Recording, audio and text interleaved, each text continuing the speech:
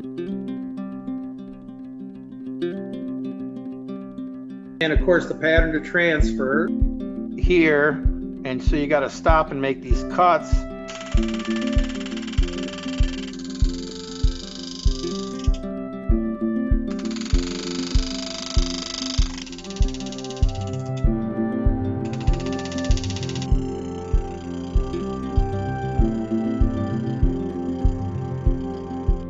Take 37 and a half, 37 and a half, and add them together. So you don't stop there, you keep following it through.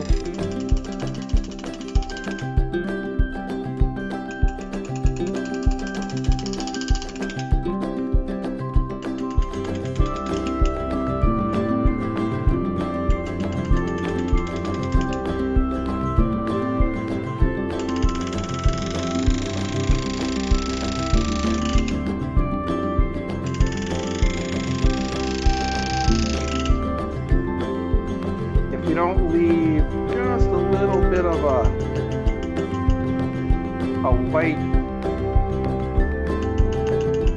edge there, they're gonna kind of disappear into each other. What I like about it is it's called, I call it a warm black.